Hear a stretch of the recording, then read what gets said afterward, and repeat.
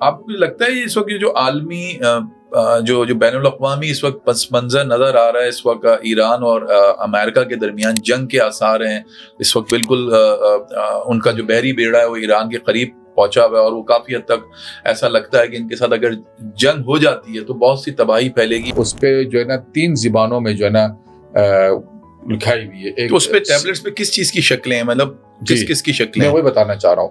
اس پہ نقوش جو بنے ہوئے ہیں، پہلے تو اس میں 3 زبانیں ہیں. اس میں ایک سریانی ہے، اور اس میں ایک بابلی زبان ہے، اور ایک سمودی زبان جو پرانے وقتوں میں اب تو ابھی کوئی بھی بولی نہیں جاتی ان زبانوں میں سے کوئی بھی زبان. جی ناپائید ہو چکی ہے. ایک تو آپ نے بتایا اس ٹیبلٹ میں موسیٰ علیہ السلام کی تصویر ہے، تو ان کا صرف چہرہ ہے یا پوری ان کی پورا جسم دکھایا ہے؟ پورا چہرہ وہ تصویر میں صرف چہرہ. وہ ہم دکھائیں گے اپنے جو ناظرین ہیں ان کو بھی، جو تجانی صاحب نے ہم سے یہ چیزیں شیئر کی ہیں. پہلا ایک چہرہ آتا ہے. اب اس چہرے کو اگر 180 ڈگری بدلی کرے تو ایک دوسرا چہرہ آ جاتا ہے، اور وہ آدھا چہرہ آتا ہے. اور وہ چہرہ ہے کہ ایک طرف ایک آنکھ اس کی بڑی مٹی، اور ایک آنکھ جو ہے وہ یوں انگور کی دانے کی طرح پھولی بھی باہر نکلی ہوئی ہے، جو آپ دجال کی طرف. تو کہلے ان کے بقول یہ چہرہ دجال کے حدیثوں سے جو دجال کی صفات چہرے کی ظاہر ہوئی ہے، باقاعدہ وہی چہرہ اس پہ.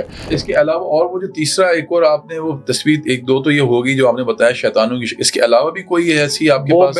وہ تصویر کو میں اصل میں یہاں ادبن میں اس کو ایکسپلین نہیں کرنا چاہتا ہوں، کیونکہ یہ تو آپ نے تیار صاحب اور ہمارے ناظرین جو دیکھنے والے ان کے لیے ایک آپ نے ایک وہ ان کی وہ بڑھا دی، ایک تجسس بڑھا دیا ان کے لیے کہ وہ جاننے کی کوشش کریں گے ایسی کون سی اور تصویر تھی، ایسی کون سی جو شبیہ تھی جس کو آپ ابھی نہیں بتانا چاہ رہے. اور وہ دیکھیں وہ کچھ چیزیں ایسی ہوتی ہے کہ آپ عموماً ہمارے ماحول کے حساب سے نہیں بتانی چاہیے. ملحد کے ساتھ مسلمانوں کا جو مناظرے ہیں وہ نئی بات نہیں ہے. 1400-1500 سال پہلے سے جو ہے ملحدین سے مناظرے ہوتے رہے ہیں. بڑے بڑے علماء رہے ہیں. مفتی شمائل اختر کا جاوید اختر سے جو مناظرہ ہوا، جاوید اختر صاحب ایک اسکرپٹ رائٹر ہے. ان کی حیثیت ایک اسکرپٹ رائٹر یا زیادہ تر چند اشعار سے زیادہ نہیں ہے. ملحد کے پاس جاتے ہیں تو ملحد سے ہمارا پہلا سوال ہوتا ہے کہ اس کائنات کو کون چلا رہا ہے؟ تو وہ کہتے ہیں کہ کائنات خود بنی خود چلی. وہ 2 تھیوری پیش کرتے ہیں. ایک تو بگ بینگ کی تھیوری ہے کہ ایک ذرہ تھا، اس ذرے سے جو ہے نا کائنات پھٹی اور پھیل گئی. تم نے یہ نہیں دیکھا، ان لوگوں نے یہ نہیں دیکھا کہ آسمان اور زمین آپس میں جڑے ہوئے تھے، خود سے جڑے ہوئے تھے. اچھا. تو ہم نے ان کو پھاڑ دیا پانی کے ذریعے. اچھا. یعنی آسمان پھٹا پانی کی برسنے کی وجہ سے، اور زمین پھٹی پانی کے اس میں لگنے کی وجہ سے. وہ اس معنوں میں ترجمہ ہے. ان کا یہ جو ڈائناسورز ہیں، ان کے مطلب یہ جو آرکیولوجسٹ کہلاتے ہیں جو یہ ساری چیزیں دیکھتے ہیں، تو یہ تو کہتے ہیں کہ کروڑوں سال سے یہ دنیا آباد ہے، اور ایک زمانہ تھا جب انسان اس دنیا پہ نہیں تھا تو ان کا راج تھا. قیامت کھڑی نہیں ہوگی جب تک 2 عظیم گروہ ایک عظیم جنگ نہ کرے اور ان کا ایک ہی دعویٰ. ڈاکٹر برائن ٹیون کہتا ہے، ڈاکٹر برائن ٹیون کہہ رہا ہے، اور یہ اس وقت اینی جیکبسن نے اپنی کتاب میں جو ہے نا نیوکلیئر وار سینیریو میں اس نے لکھا ہے کہ صرف 1 گھنٹہ 12 منٹ یعنی 72 منٹس کے اندر 1 گھنٹہ 12 منٹ کے اندر اس جنگ کے اندر آن دا گراؤنڈ زیرو 5 ارب لوگ مر جائیں گے.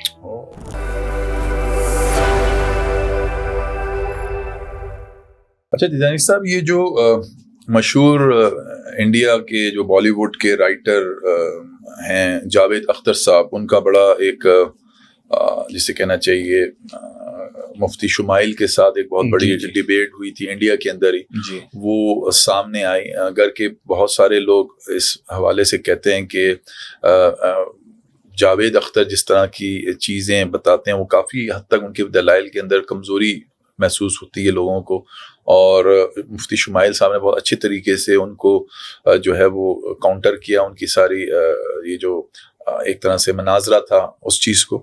تو آپ کا خیال ہے اس طرح کی ہونا چاہیے؟ کیونکہ اب ہم دیکھ رہے ہیں کہ یہ جو آل اوور دا ورلڈ اب کمیونیکیشن جو ہے لوگوں کے ساتھ بڑی قریب آ گئی، جب سے یہ سوشل میڈیا بہت زیادہ وائبرنٹ ہوا ہے، اس کی وجہ سے اب بہت زیادہ کوانٹٹی کے اندر ریلز اور اس طرح کی جو ویڈیوز آتی ہیں جس کی وجہ سے لوگ ایک دوسرے کے ساتھ بہت ساری باتیں کر رہے ہوتے ہیں.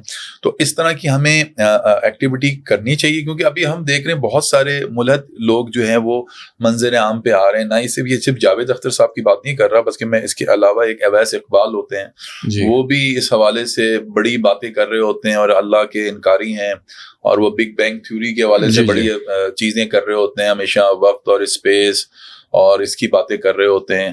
معاذ اللہ اس رب کو نہیں پہچان رہے جس نے ساری دنیا ہی تخلیق کی ہے، ساری کی ساری جو ہے وہ دنیا بنائی، اور ایسی پتہ نہیں کتنی کہکشائیں ہیں، کتنی جس کو اللہ رب العزت نے بنایا، لیکن ظاہر بات ہے وہ اس کے انکاری ہیں.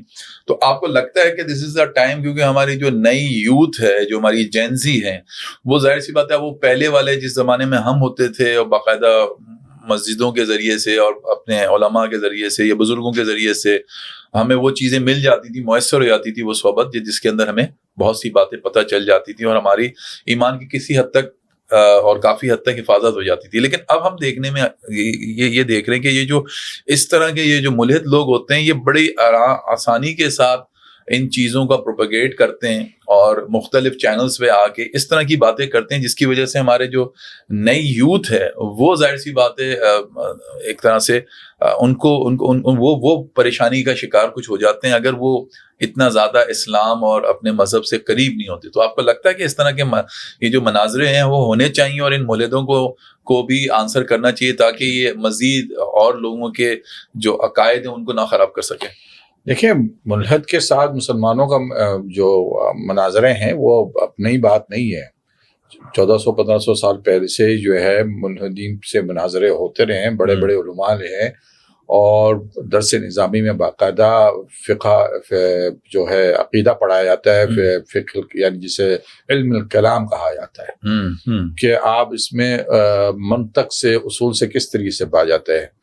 اصل میں بات یہ ہے کہ اب وہ جس زبان میں یہ درس نظامی لکھی گئی تھی، فارسی، عربی یا اردو میں، اب وہ انگریزی نے لے لی ہے. تو اب وہ انگریزی ٹرمینالوجی جو ہے وہ عام مولوی حضرات کو تو آتی نہیں ہے. جیسا کہ مفتی شمائل اختر کا جاوید اختر سے جو مناظرہ ہوا تو آپ نے دیکھا تھا پورا؟ جی مجھے بہت پسند آیا ان کا. تو آپ کو کیا لگتا ہے کس حد تک مفتی جو شمائل تھے انہوں نے اپنے دلائل سے ان کو جو ہے وہ قائل کر لیا؟ دیکھیں، مفتی شمائل کو تو دلائل دینے ہی نہیں پڑے. اچھا، دو باتیں ہی انہوں نے جو ہے نا انہوں نے ان کو پسپا کر دی. ایک تو یہ ہے جاوید اختر صاحب ایک اسکرپٹ رائٹر ہے، ان کی حیثیت ایک اسکرپٹ رائٹر یا زیادہ تر چند اشعار سے زیادہ نہیں ہے. یہ ایک اکیڈمیکل بحث ہے، بہت بڑی بحث ہوتی ہے، بہت طویل بحث ہے. اس پہ میں نے اپنی کتاب میں لکھنے کی کوشش کی تو مجھے اس میں کئی جگہوں سے اینگل سے مجھے لکھنا پڑا تاکہ اس چیز کو سمجھا جائے کہ اللہ کے جسے ہم ہمارے جو اسلام کی نظریت الواجب الوجود جسے کہتے ہیں، نیسیسٹی آف ایگزسٹنس، اللہ کی ذات کے لیے استعمال کرتے ہیں. اصل بات یہ ہوتا ہے کہ جب ہم ملحد کے پاس جاتے ہیں تو ملحد سے ہمارا پہلا سوال ہوتا ہے کہ اس کائنات کو کون چلا رہا ہے. تو وہ کہتے ہیں کہ کائنات خود بنی خود چلی. وہ دو تھیوری پیش کرتے ہیں. ایک تو بگ بینگ کی تھیوری ہے کہ ایک ذرہ تھا، اس ذرے سے جو ہے نا کائنات پھٹی اور پھیل گئی. آسمان اور زمین آپس میں الگ ہوئے. جو بگ بینگ تھیوری کا ہمیں قرآن سے بھی پتہ چلتا ہے کہ اللہ تعالیٰ نے ایک جگہ پہ قرآن کا بھی کہا تھا یہ آپس میں تھے، پھر اس کو جو ایک زوردار دھماکے سے جدا ہوا ہے. یہ ترجمہ غلط ہے. ہمیں ایسے ہی پتہ چلتا ہے اور سائنس بھی کسی حد تک یہی بات. اب یہ تو 1400 سال پہلے ہمارے نبی پاک صلی اللہ علیہ وسلم پہ ہے، تو وہ بھی اسی طرح بتاتا ہے بگ بینگ تھیوری میں کہ بھئی یہ آسمان اور زمین میں بہت زوردار دھماکہ ہوا اور یہ الگ ہو گئے. نہیں، اسلام کے اندر یہ جو ترجمہ کیا جاتا ہے، بعض علماء نے اس کا ترجمہ اس طریقے سے کر دیا، لیکن یہ ترجمہ آپ اس سے اتفاق نہیں کرتے؟ نہیں، بالکل نہیں، کیونکہ اس کا معنی صرف اتنا ہے، اس کو پوری آیت کو پڑھے نا، کہ اس میں یہ ہے کہ اللہ تعالیٰ نے کہا کہ تم نے یہ نہیں دیکھا، ان لوگوں نے یہ نہیں دیکھا کہ آسمان اور زمین آپس میں جڑے ہوئے تھے، خود سے جڑے ہوئے تھے. اچھا، تو ہم نے ان کو پھاڑ دیا پانی کے ذریعے. اچھا، یعنی آسمان پھٹا پانی کی برسنے کی وجہ سے اور زمین پھٹی پانی کے اس میں لگنے کی وجہ سے. وہ اس معنوں میں ترجمہ ہے. آسمان کی اور زمین کی جو تخلیق ہے ایک حدیث سے ملتی ہے ہمیں، جسے اور نبی صاحب نے فرمایا، حدیث عبدالرزاق مصنف عبدالرزاق کی ایک حدیث ہے، اس میں رسول اللہ نے جابر سے پوچھا، جابر تم جانتے ہو کہ اللہ تعالیٰ نے سب سے پہلے کیا چیز کو پیدا کی ہے؟ کہہ لیں گے اللہ رسول اللہ، کہہ لیں گے سب سے پہلے اللہ تعالیٰ نے نور نبی کا، آپ کے نبی کے نور کو سب سے پہلے پیدا کیا. اب اس کی دلیل سائنس سے مجھے ملتی ہے. سائنس کہتا ہے آسمان کو کہکشاں کو ناپنے کا جو ذریعہ ہے وہ ہے روشنی. جب آپ روشنی کہتے ہیں کہ روشنی جو ہے وہ پیمانہ ہے، واحد پیمانہ ہے جس سے آپ کہکشاں کو ناپ سکتے ہیں، جسے ہم کہتے ہیں نا لائٹ ایئر وغیرہ، یہ مسافت ہوتی ہے، تو اس کو پیمانے کا جو ہے نا ناپنے کا ذریعہ صرف اور صرف روشنی ہے۔ اب جب آپ کسی چیز کو ناپنے جاتے ہیں تو کم سے کم آپ ہمیشہ جو ہے نا گراؤنڈ 0.0 سے رکھتے ہیں، جو سے پہلا سرا ہوتا ہے 0.0 سے رکھتے ہیں، یعنی ابتدا یہاں سے ہوئی ہے، ٹھیک ہے نا۔ تو جو پیمانہ ہی ناپنے کا ہو تو اس کا مطلب ہے ابتدا بھی اسی چیز سے ہوئی تھی، یعنی روشنی سے۔ یہ سائنسی میں دلیل دے رہا ہوں آپ کو۔ دوسری چیز یہ ہے کہ جب ہم دوسری تھیوری لیتے ہیں، ان کی 2 تھیوریاں ہیں۔ لیکن میں آپ کو انٹرپٹ کروں گا، اس کا مطلب آپ جو قرآن کے اندر ترجمہ بگ بینگ تھیوری کے حوالے سے کہا گیا ہے، آپ اس سے بھی اتفاق نہیں کرتے، اور دوسرا آپ یہ جو سائنٹیفک طور پہ یہ جو بتایا جاتا ہے کہ بگ بینگ تھیوری تھی، یعنی بگ بینگ تھیوری اور یہ دونوں الگ ہوئے، تو اس کو بھی آپ جو ہے وہ اس تھیوری کو بھی نہیں ایکسپٹ کرتے۔ میں ایک جملہ آپ کو یہاں بتاتا ہوں جس سائنٹیفک جملے میں کہا جاتا ہے، یعنی اس پہ، اور وہ جو ہے کہ انٹیلیجیبل مینیفیسٹیشن، یعنی اگر آپ کسی شے کی ایگزسٹنس کی تعریف کریں تو ایسی تعریف ہونی چاہیے جو قابل فہم ہو۔ اب جو بات قابل فہم نہیں رہے تو اس کو انٹیلیجیبل مینیفیسٹیشن کے ذمے میں آ جاتی ہے۔ ان کی دونوں تھیوری جو ہے نا، جو بگ بینگ کی تھیوری پیش کر رہے ہیں، یہ بگ باؤنس دوسری تھیوری ہے، بگ باؤنس، یعنی اس کائنات ایک غبارے کی طرح خود بہت پھولتی ہے اور خود ایک وقت آتا ہے تو دوبارہ جو ہے نا سمٹ جاتی ہے، اور اس سسٹم جو ہے نا ہزاروں سال سے وہ چل رہا ہے۔ وہ یہ 2 تھیوری ہے۔ یہاں صرف سوال یہ اٹھتا ہے کہ اگر آپ بگ بینگ کو لے لیں یا بگ باؤنس کو لے لیں، وہ ٹائم کون مقرر کرتا ہے کہ اس ٹائم پر جا کر جو ہے نا یہ چیز ہوگا؟ یہ بہت شرطیہ سوال ہے۔ پھر وہ سوال آ جاتا ہے لوجیکلی طور پہ کہ سائنس ٹائم کی کیا تعریف کرتی ہے۔ اب ٹائم کے بارے میں اگر ہم یہ کہہ لیں کہ ابھی بگ بینگ ہوا تھا، ایک ذرہ تھا جس کو یہ کہتے ہیں کہ وہ ایک اور اس کو آئنسٹائن نے بیان کیا تھا کہ بھئی ایک وقت تھا کہ جس کو ہم سنگولرٹی کہتے ہیں، یکسوئی، ایک ایسا وقت تھا کائنات میں جس کے اندر وہ یکسوئی تھی، تو وہ جو ذرہ تھا وہ یکسوئی کے وقت میں تھا۔ تو یہ بھی تھیوری جو ہے نا غلط ہے۔ کیوں؟ اس لیے کہ ہر چیز کی جو تبدیلی، جس چیز سے تبدیلی ہونی ہے اس کے اندر حرکت ضروری ہے، اس کے اندر ارتعاش ضروری ہے۔ یعنی اگر وہ ذرہ تھا، اس ذرے کے اندر جو سب سے کم وقت اس وقت جو گنا گیا ہے سائنسی طور پہ، وہ 10 سیکنڈ کے اندر 44 حصہ، یعنی 10 سیکنڈ کا 44 حصہ جو کہتے ہیں پلانک ٹائم، یعنی آخری وقت اتنا کم ترین وقت ہے کہ اس وقت کے اندر بھی اگر وہ ارتعاش تھا تو اس ارتعاش سے ہی تبدیلی آئی۔ اگر وہ ارتعاش میں تھا تو پھر وہ یکسوئیت میں نہیں تھی۔ اچھا، ارتعاش یکسوئی کی تعریف نہیں کر سکتا ہے۔ یکسوئی کی تعریف جو ہے قرآن میں اللہ تعالیٰ نے کیا سورت اپنے آیت کرسی میں، لا تأخذہ سینۃ ولا نوم، سینہ کا مطلب ہے اسے اونگ بھی نہیں آتی ہے، اس کو اللہ کی ذات کو، یعنی وہ اپنی یکسوئیت میں۔ اچھا تنی صاحب، یہ جو اتنی بڑی جسے کہنا چاہیے یہ جو دنیا کے عالم ہے، یعنی اللہ تعالیٰ کہتے ہیں تمام عالم کا، تو ایک عالم تو ہمیں یہ نظر آتا ہے یہ جو دنیا ہم جہاں رہتے ہیں اور اسی جگہ پہ مرتے ہیں، اور اسی طرح سے جیسے کہ کہکشاں ہیں، یعنی اس طرح کی پتہ نہیں کتنے اور جہان ہیں، اور اس اگر جہان کے اندر بھی انسان نما مخلوق بستی ہے جسے ہم ایلینز سمجھتے ہیں، اور بہت سارے لوگ بتاتے ہیں کہ ایلینز کو ان کی باقاعدہ اڑن تشتریاں ٹائپ کا جو وہ ہے وہ دیکھی بھی گئی ہیں، وہ آئے بھی ہیں اور وہ چلے بھی غائب بھی ہو جاتے ہیں، تو ان کی ایگزسٹنس ہوتی ہے، وہ موجود ہیں دوسرے عالم میں، یا ہم ہی اس ساری یہ جو عالم ہے اس میں ایک واحد مخلوق انسانی شکل میں موجود ہے؟ کانسیپٹ صرف اور صرف ہالی ووڈ کا بنایا ہوا کانسیپٹ ہے، ٹھیک ہے نا۔ یہ عوام خلق خدا کو بہکاری والی باتیں ہیں اللہ کی ذات سے، ایلینز۔ اور اچھا مزے کی بات یہ ہے، آپ ہالی ووڈ کی موویز دیکھ لیں، ایلین کی شکلیں ایسی ہوتی ہے کہ یہ انہوں نے کہیں سے پتہ نہیں کیا ہے، اور پھر ان کے پاس دنیا کی سب سے زیادہ ٹیکنالوجی ہوتی ہے، پاورفل ٹیکنالوجی۔ آپ نے وہ دیکھا تھا وہ فلم، کیا نام ہے اس سے، میرے خیال سے وہ پریڈیٹر، ہاں بالکل. اس کے اندر اب اس کی شکل دیکھو کہ اس کے چہرے پہ وغیرہ، لیکن وہ اپنی چہرہ صحیح نہیں کر سکتے. اتنی زبردست ٹیکنالوجی، ایڈوانس ٹیکنالوجی رکھنے کے بعد، لیکن میڈیکل ٹیکنالوجی ان کے پاس نہیں ہے کہ وہ اپنے دانت صحیح کر لے، اپنے چہرے صحیح کر لیں. تو آپ اس چیز کو ایکسیپٹ نہیں کرتے نہیں کہ ہے اور حقیقت میں یعنی جو انسان اس دنیا میں بستے ہیں، برسوں سے بس رہے ہیں، اور اس طرح کی اور دوسری جو مخلوق ہے وہ دوسری جو مخلوق جو ہے وہ عالم میں دیکھیں، دوسری مخلوق اللہ تعالیٰ نے جو ذکر کیا ہے قرآن میں، ایک تو ملائکہ ہے، ٹھیک ہے نا، اور ان کے اندر کئی صفات ہے، کئی شکلوں میں ملائکہ ہے، ٹھیک ہے. اور ایک مخلوق ہے جن، اور وہ بھی اس کے اندر بھی کئی کیٹیگریز ہیں. صرف یہ دو چیزیں ہیں جو انسان کی نظروں سے اجل ہے.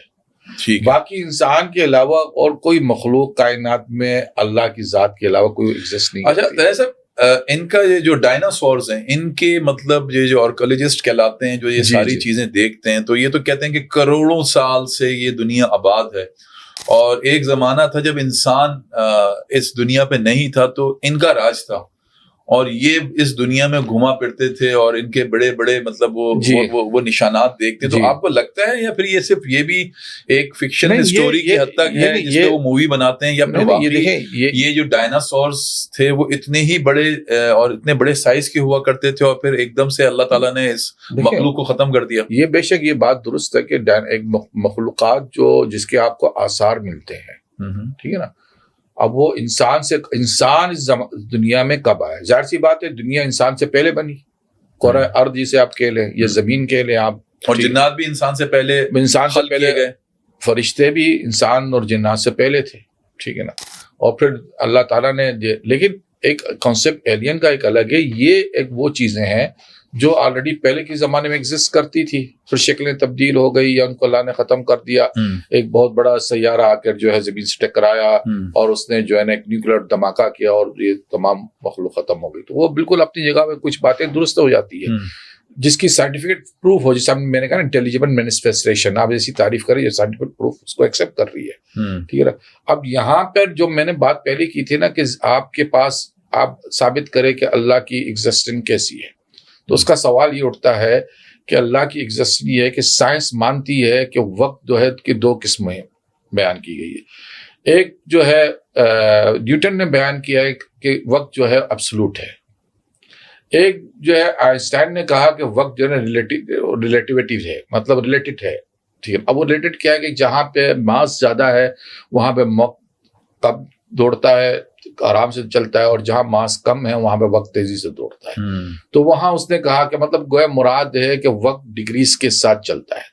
جہاں ڈگریز بدلتی ہے وہاں وقت کی پیمائش کی طریقہ بدل جاتا ہے. لیکن اور گریوٹی، جو دنیا کی گریوٹی کا بھی میرے خیال وہ جو آئنسٹائن نے بتایا تھا، نہیں نیوٹن نے کہا کہ گریوٹی جو ہے وہ نیوٹن وہ ایک سیب گرتا ہے آ کے اور وہ بولتا ہے یہ گریوٹی کی وجہ سے سارا کچھ. اعلیٰ حضرت نے ایسا جواب دیا کہ سیب تو وہ زمین پہ گر جاتا ہے، لیکن وہ زمین جو ہے وہ غبارے کو نہیں جس میں چھانٹ بڑے ہوا ہوتی ہے اور وہ جن آسمان پہ اڑ رہا ہوتا ہے، ٹھیک ہے نا.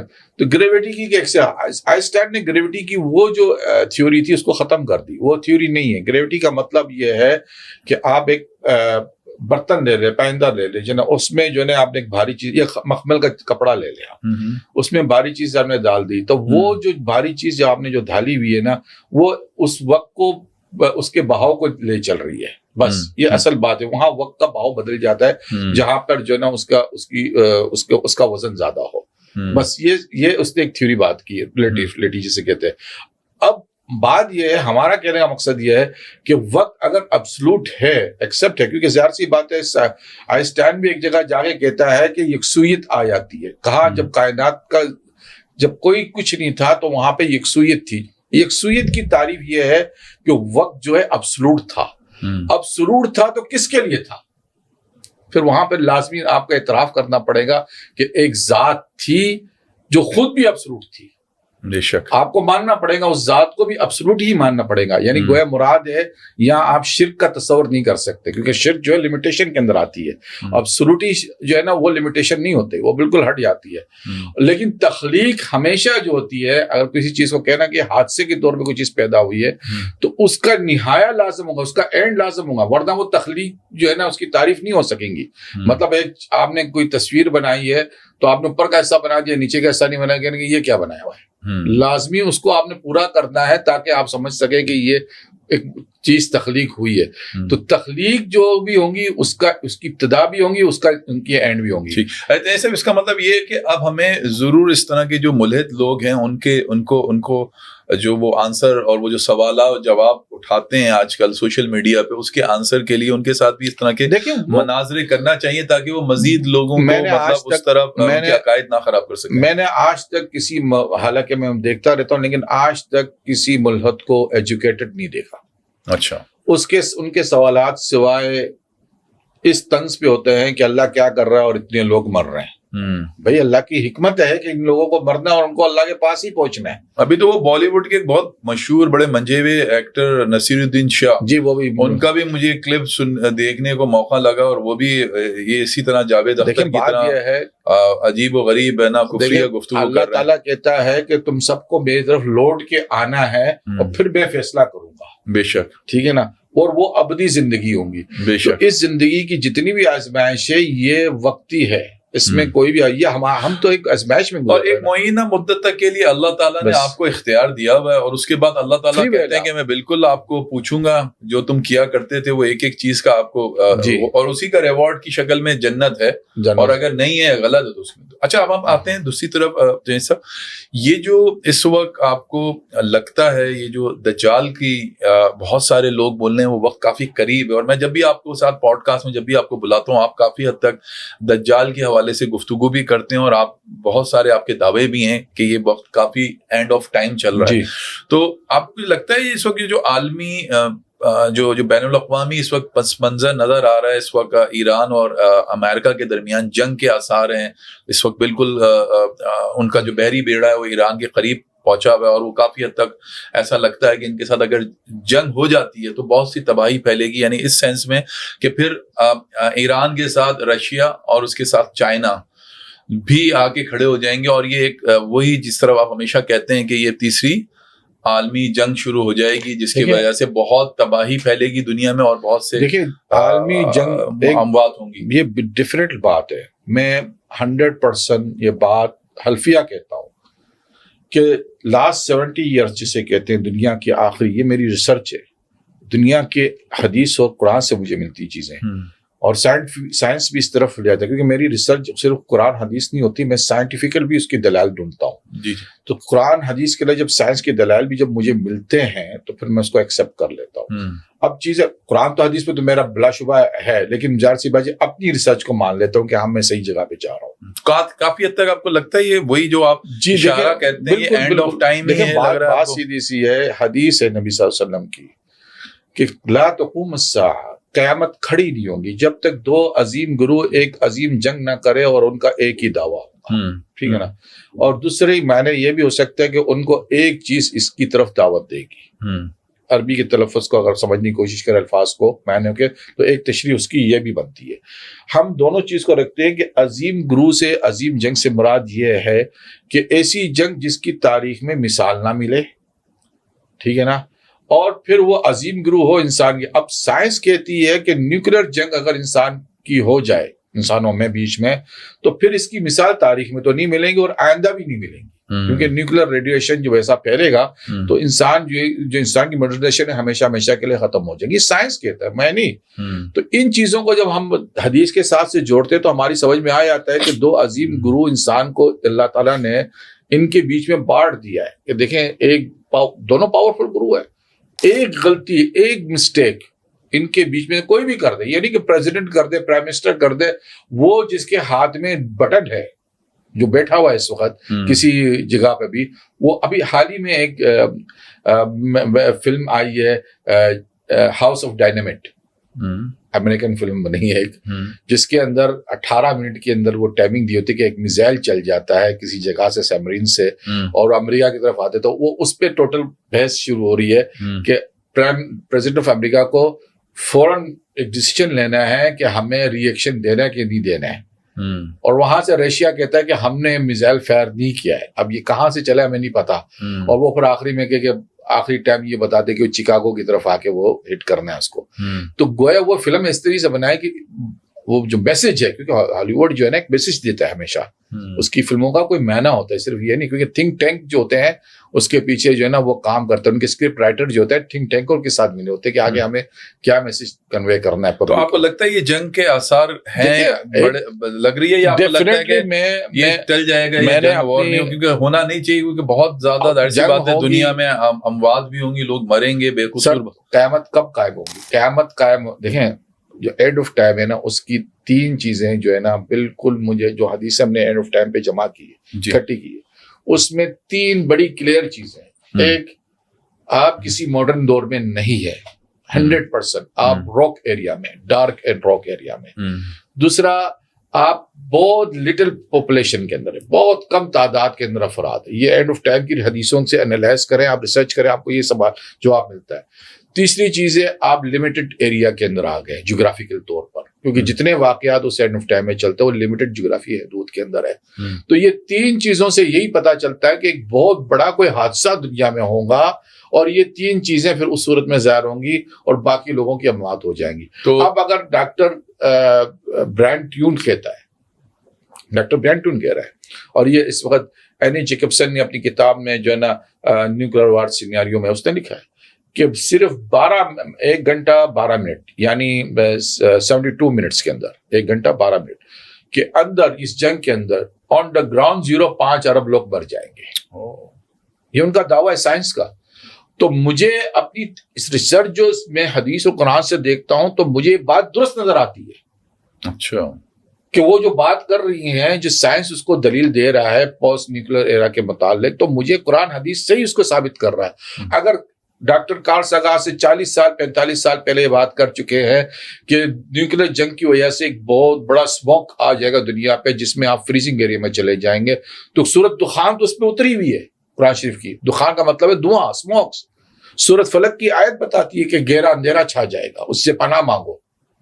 تو یہ چیزیں قرآن حدیث میں، مسئلہ یہ ہے کہ ہمارے جو علماء ہیں انہوں نے اپنے دروازے ریسرچ کے بند کر رکھے ہوئے ہیں، وہ نہیں سنتے ہیں نہ سنانے دیتے ہیں۔ وہ کہتے ہیں کہ 1000 سال پرانی اگر کسی نے تشریح کر دی ہے، 1000 سال پرانی، اسی تشریح پہ آپ قائم رہے۔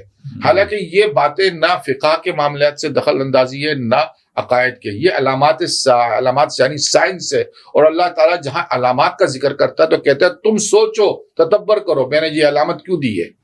اس وقت ہی آپ کو، تو پھر آپ کو سہارا لینا پڑتا ہے کہ سائنس کیا کہتی ہے، تاکہ میرے سمجھ میں آئے کہ قرآن کیا کہہ رہا ہے۔ نہیں، آپ اس چیز کا اکثر تذکرہ اپنے پریویسلی ہم پوڈ کاسٹ میں جو آپ کے ساتھ ہوا اس میں بھی آپ تذکرہ کرتے رہتے ہیں، اور ہمیشہ آپ اس چیز کی نشاندہی کرتے رہتے ہیں کہ اپنا ریسرچ ورک آپ بڑھائیں۔ اچھا جی صاحب، اس کا مطلب اگر یہ ساری چیزوں کو کی طرف اگر ہم سوچتے ہیں، جو اینڈ آف ٹائم کے حوالے سے نشانیاں اور آپ سارا حوالہ دے رہے ہیں، تو پھر تو جس طرح ہم سنتے ہیں کہ حضرت امام مہدی جو ہیں وہ بھی نمودار ہوں گے، اور حضرت عیسیٰ علیہ السلام کا بھی اسی طرح سنتے ہیں، تو یہ ان کے ساتھ ساتھ پھر دجال کا بھی آنا ہوگا، تو یہ سب چیزیں پھر قریب ہی ہیں۔ اس کا مطلب 2-3 چیزیں ہیں۔ دجال کے متعلق بہت سے علماء نے ہمیشہ، علماء نہیں مطلب لوگ جو اسکالرس ہوتے ہیں وہ کہتے ہیں کہ دجال ایک نظام ہے، سسٹم ہے، وہ بھی ٹھیک ہے ایک حد تک، لیکن وہ ایکوریٹ نہیں ہے، سمبولک بولتے ہیں۔ ہاں، وہ سمبولکلی بات کرتے ہیں، وہاں تک بھی درست میں مان لیتا ہوں، لیکن ایکوریٹلی یہ ہے کہ دجال کے متعلق جو حدیثیں ہیں وہ صحیح ہے، سند کے ساتھ ہے۔ اب وہ جو چیز میں آپ کو ٹیبلٹس کی جو تصویر آپ کو میں نے بھیجی تھی، بتائی تھی، یہ دراصل ایک ریسرچ، ایک کھنڈرات سے جو ہے نا ان کو ایک ٹیبلٹ بنا بیزالٹ راکس کا۔ بیزالٹ جو ہے ایک خاص، اگر آپ جو لوگ جیوگرافیکل اس پہ سائنٹسٹ ہیں وہ بتاتے ہیں کہ ایک بہت سخت پتھر ہوتا ہے، اس کو بیزالٹ کہتے ہیں۔ اس پہ نقوش ایسے بنے ہوئے نظر آئے کہ اس کو ہر اینگل سے دیکھیں تو ایک نئی چیز ان کے سامنے آ جاتی ہے۔ یعنی اس کی 180 ڈگری پہ اس کو بدلے تو ایک دوسری تصویر آتی ہے، پھر اس کو ایک 90 ڈگری پہ آپ بدلے تو اس کی دوسری تصویر آ جاتی ہے، مطلب ہر ڈگری پر جو ہے نا کوئی تصویر دکھاتی ہے۔ تو یہ کہاں سے نمودار ہوئے ہیں اور کہاں سے آپ کو کہاں سے ملے ہیں؟ جی اور اس کی تحقیق آپ نے کیسے کی ہے؟ جی یہ مجھے جو ہے ظاہر سی بات ہے، آج سوشل میڈیا کا دور ہے، ڈاکٹر اپنا احمد عبد الکریم جوہری ایک آرکیولوجسٹ ہے جو جارڈن کے ہیں۔ اچھا، جارڈن کے۔ انہوں نے 2006 میں اس کو مصر کے اندر ایک کانفرنس ہوا تھا، عرب آرکیولوجسٹ کانفرنس میں، اور وہاں پر جو ہے نا انہوں نے اس اپنی اسٹڈی کو اس اسٹون کے بارے میں، اس ٹیبلٹس کے متعلق جو ہے نا بیان کیا تھا۔ اس کی موٹائی جو ہے 10 سینٹی میٹر ہے، اس کی لمبائی تقریباً 45 میٹر ہے سینٹی میٹر، اور 30 سینٹی میٹر جو ہے نا اس کی چوڑائی ہے۔ تو یہ انہوں نے اس پہ ایک باقاعدہ ریسرچ کر کے اور اس پہ جو ہے نا 3 زبانوں میں جو ہے نا لکھائی ہوئی ہے۔ تو اس پہ ٹیبلٹس پہ کس چیز کی شکلیں ہیں، مطلب کس کی شکلیں؟ میں وہی بتانا چاہ رہا ہوں۔ اس پہ نقوش جو بنے ہوئے ہیں، پہلے تو اس میں 3 زبانیں ہیں، اس میں ایک سریانی ہے، اور اس میں ایک بابلی زبان ہے، اور ایک سمودی زبان جو پرانے وقتوں میں اب تو ابھی کوئی بھی بولی نہیں جاتی ان زبانوں میں سے کوئی بھی زبان؟ جی ناپائید ہو چکی ہے۔ اچھا، نہیں بولی تو اس پہ نقوش لکھے ہوئے، اس میں جو پہلی ایک تصویر ہے ایک بزرگ کی ہے، جس کے مطابق احمد عبد الکریم کے مطابق کہ وہ حضرت موسیٰ علیہ السلام کی تصویر ہے۔ اچھا، بقول ان کے، میرے نہیں، میں تو آرکیولوجسٹ نہیں ہوں، میں ان کی بات کو نقل کر رہا ہوں اس وقت۔ اچھا، ٹھیک ہے نا۔ کہہ رہے ہیں کہ یہ اس تصویر کے اندر جو چہرے پہ سختیاں جو ظاہر کرتی ہے وہ یہ نظر آتا ہے کہ یہ حضرت موسیٰ علیہ السلام، کیونکہ حضرت موسیٰ علیہ السلام کے بارے میں رسول اللہ صلی اللہ علیہ وسلم نے جب ان کو معراج کے وقت پایا تو دیکھا تو کہا کہ یہ وہاں یمن میں خاص قبیلہ تھا، ان کا نام لیا کہ یہ ان کے جو ہے نا شنوان قبیلے کی جو ہے نا لوگ ہوتے تھے، کیونکہ ان کے چہروں پہ جو کہتے ہیں نا چربی نہیں ہوتی تھی، چہرے سخت ہوتے تھے، محنت زیادہ کرتے تھے۔ تو حضرت موسیٰ علیہ السلام کچھ اس چہرے کے لوگ مالک تھے، یعنی سخت جسم۔ ٹھیک ہے، ایک تو آپ نے بتایا اس ٹیبلٹ میں موسیٰ علیہ السلام کی تصویر ہے، کی شکل ہے، وہ لوگ یہ شخص بڑا بزرگ ہے، صاحب حیثیت نسب ہے، اور بڑی فصاحت بلاغت کے ساتھ ان کا صرف چہرہ ہے یا پوری ان کی پورا جسم دکھایا ہے؟ پورا چہرہ وہ تصویر میں صرف چہرہ، وہ ہم دکھائیں گے اپنے جو ناظرین ہیں ان کو بھی، جو تجانی صاحب نے ہم سے یہ چیزیں شیئر کی ہیں۔ پہلا ایک چہرہ آتا ہے، اب اس چہرے کو اگر 180 ڈگری بدلی کرے تو ایک دوسرا چہرہ آ جاتا ہے، وہی اس کو تصویر کو پلٹے وہ کس چیز کی شکل بن جاتی ہے؟ وہ بقول عبد الکریم کے، ٹھیک ہے نا، اور وہ حدیث کے حوالوں سے سارا چیز انہوں نے بیان کیا، اور وہ آدھا چہرہ آتا ہے، اور وہ چہرہ ہے کہ ایک طرف ایک آنکھ اس کی بڑی مٹی، اور ایک آنکھ جو ہے وہ یوں انگور کی دانے کی طرح پھولی ہوئی باہر نکلی ہوئی ہے۔ تو آپ دجال کی طرف تو کہلے ان کے بقول یہ چہرہ دجال کے حدیثوں سے جو دجال کی صفات چہرے کی ظاہر ہوئی ہے، باقاعدہ وہی چہرہ اس پہ۔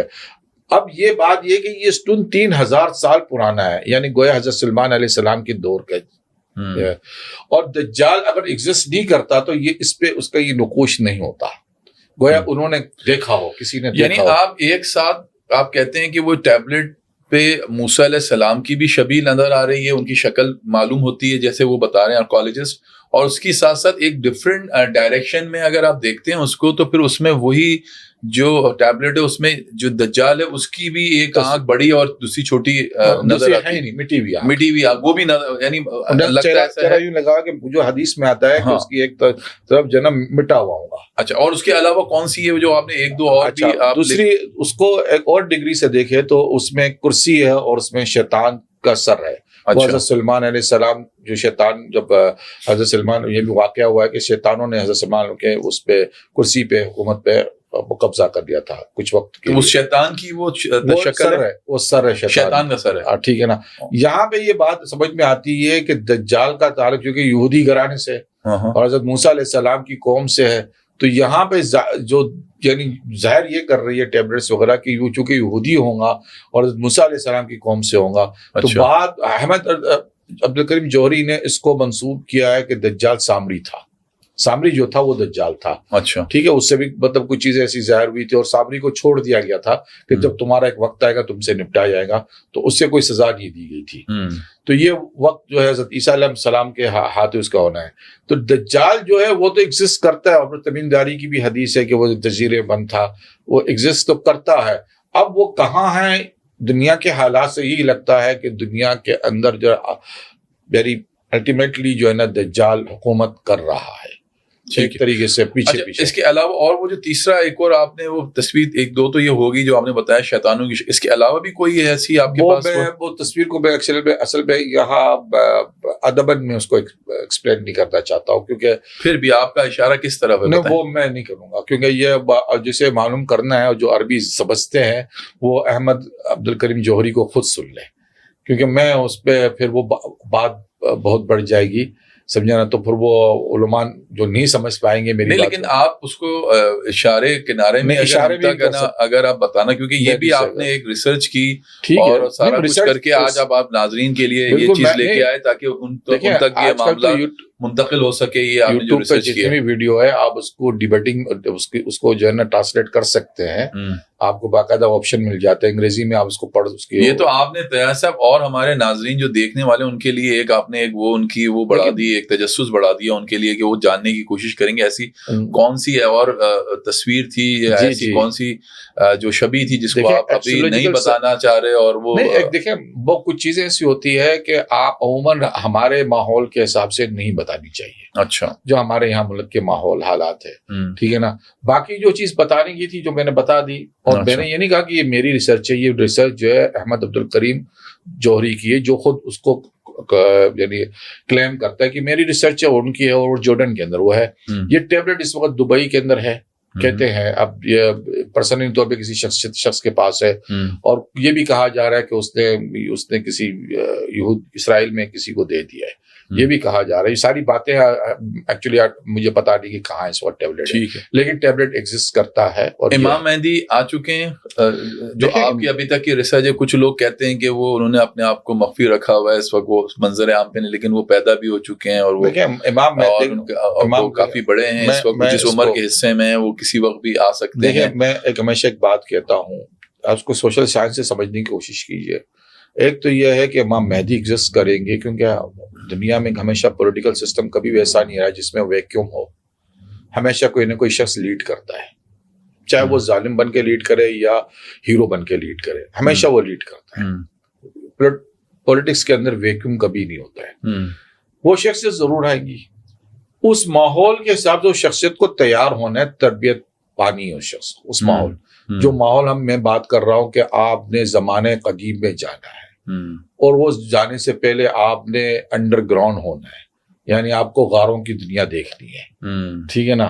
تو میں جہاں تک اب میرا دل کہتا ہے کہ امام مہدی کے جو والدین ہیں ان کا تعلق اہل شام سے ہے، اچھا، خصیصاً اہل فلسطین سے ہو سکتا ہے، کیونکہ جس ماحول سے یہ گزر رہی ہے قوم، جس سختی آزمائش سے گزر رہی ہے، اللہ ان کو آنے والا وقت اس سے زیادہ سخت ہے، تو یہ اپنے آنے والی نسل کو اس سختی میں تیار کرے گی. یہ میں اس چیز کو اس طریقے سے پڑھ رہا ہوں. ہم میں سے کوئی بھی جو غزہ کے مسلمانوں پہ گزری ہے، کوئی بھی شخص ہم میں اس چیزوں کو برداشت نہیں کر سکتا ہے، لیکن انہوں نے برداشت کیا، سنبھالے رکھا ہے. اور بہرحال اور لگتا ہے یہی ہے کہ آنے والے دور میں یہ فلسطین کے اندر کچھ لوگ ظاہر سی بات سے وہاں نکلیں گے، آئیں گے، یہاں پہ ہو سکتا ہے پاکستان میں بسیں کچھ عرصے کے لیے یا افغانستان میں بسیں. بہرحال انہی کے اندر جو ہے نا امام مہدی کی پیدائش ہوں گی، اور یہ اینڈ آف ٹائم یعنی ورلڈ وار جسے میں کہتا ہوں، نیوکلر وار جس کی حدیث میں نے پڑھی ہے، جو میرے نظر کے حساب سے، جو میری ریسرچ کے حساب سے 1462 ہجری میں ہونا ہے. یعنی اب جو بھی ماحول چل رہا ہے وہ تو چل رہا ہے، ایک آدھا اگر کسی پر بم ایٹم بم گر بھی جائے تو وہ وہاں تک تو ہم نہیں پہنچیں گے جب تک یہ بڑے آپس میں نہیں لڑے. وہ بڑے تو آپس میں لڑیں گے، ان کی لڑائی پکی ہے، حدیث قرآن بتا رہا ہے. تو اسی کے لیے آپ بنکرز کا بھی بولتے ہیں ہمیشہ. میں تو بہت کہتا ہوں، آپ کہتے ہیں کہ جی بنکرز بننا چاہیے. اور پاکستان کے جتنے بھی ریئل اسٹیٹ والے ہیں ان سے کہتا ہوں، خدا را میری اگر بات سمجھ سکتے ہو سن لو. میں آپ لوگوں کو یہ گائیڈ کر رہا ہوں کہ پلیز کمرشل طور پہ بھی آپ بنا سکتے ہیں. امریکہ میں بڑے بڑے لگژری بنکرز بن رہے. اسرائیل نے، آپ نے جنگ میں دیکھا کہ اسرائیل کا پورا کا پورا شہر جو ہے بنکرز کے نیچے چلا گیا ہے، ٹھیک ہے نا. ہمارے پاکستان میں کانسیپٹ ہی نہیں، ہم سب سے زیادہ متاثر لوگ ہوں گے. کم سے کم یار آپ کچھ ہزار لوگوں کو تو بچا لو.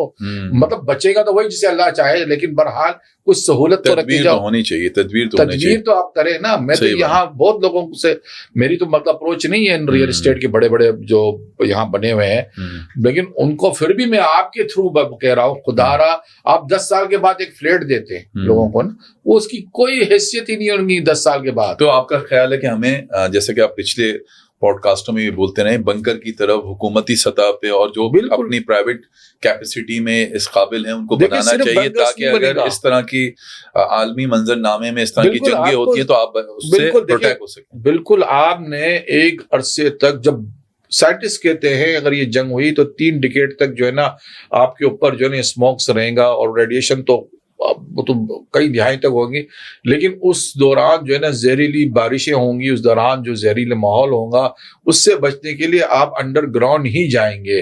ٹھیک ہے نا. تو انڈر گراؤنڈ آپ کو جانا ہے, اس ایریا کو لوکیٹ کرنا ہے جہاں انڈر گراؤنڈ پانی ہو.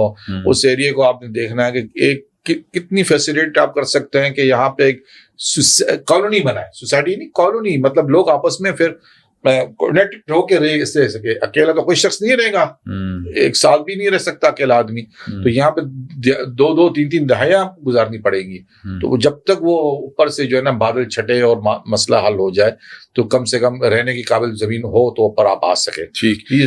تو ایسا آپ نے بڑا کم وقت میں, کیونکہ ماشاءاللہ جس طرح کا ذخیرہ آپ کے پاس علم کا ہے وہ اتنا ہے وسیع ہے کہ ہم گفتگو کرتے جائیں اور ظاہر سی بات ہے بات چلتی رہے گی, لیکن کیونکہ ہم نے اس پروگرام کی وقت کے حساب سے ہم نے آپ کے ساتھ وہ چیزیں رکھنی ہوتی ہیں, تو ہم اسی لیے اس پوڈ کو سب اختتام کی طرف لے کے جا رہے ہیں. لیکن جانے سے پہلے میں یہ چاہوں گا کہ اب رمضان کی آمد ہے, اور اس حوالے سے ضرور ایک میسج ہمارے جو لوگ رمضانوں کے اندر جو کرتے ہیں, اپنے روزے خراب ہو جاتے ہیں ان کے, میں اس لحاظ سے کہوں گا غصہ بہت آتا ہے, روزے کی حالت میں ہوتے ہیں اور دوسری چیزیں ایسی کر رہے ہوتے ہیں.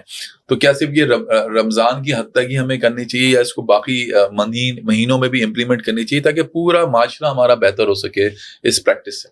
ہمارا معاشرہ جب بہتر ہوگا جب حلال کھانا شروع کرے گا. اچھا, سچ بات ہے. آپ یہاں ریڈی والے سے لے کر کسی سے بھی دیکھ لیں, ہر شخص جو ہے 2 نمبری کے چکر میں ہوتا ہے. تو آپ رمضان کے روزے رکھیں, تہجد پڑھے یا کچھ بھی کرے. اگر آپ کاروبار کر رہے تو آپ نے ذخیرہ اندوزی کر رکھی ہوئی ہے رمضان کے وقت پہ. ٹھیک ہے نا. آپ کہہ رہے ہیں کہ بھئی یہاں بس مال بک جائے گا تو پھر عمرہ کراؤں گا, توبہ کروں گا. نہ, اللہ توبہ قبول کرتا ہے ایسوں کی نہ کچھ. اصل چیز یہ ہے کہ آپ اندر ایک ایثار پیدا کریں کہ آپ نے نفس کی قربانی کرنی ہے, جس میں مقصد یہ ہے کہ آپ لوگوں کے ساتھ ظلم زیادتی نہ کریں. پھر آپ کی قبولیت اللہ کے ساتھ. حلال کھانا سیکھے نا آپ, بات یہی ہے. یقین کریں ہمارے یہاں حلال روزی میں کہتا ہوں ناپائد ہوتی چلی جا رہی ہے. یقین کریں, میں بات بالکل خلوص سے کہہ رہا ہوں. یہ بات لوگ مطلب آپ کو تو پتہ ہے کہ ابھی آپ دیکھ لیں گے رمضان شروع نہیں ہوا ہے تو لوگ جو ہے نا وہ اندرونی سندھ سے ہو جائے یا اندرونی پنجاب سے ہے, انہیں جو ہے نا وہ بزنس کمیونٹی ہے, وہ جو مانگنے آئیں گے کراچی تک کا رخ کر لیں گے. وہ ہر آپ کو دیکھیں گے بھائی سارا ہر نکڑ میں ملتے ہیں, پھر ہر جگہ.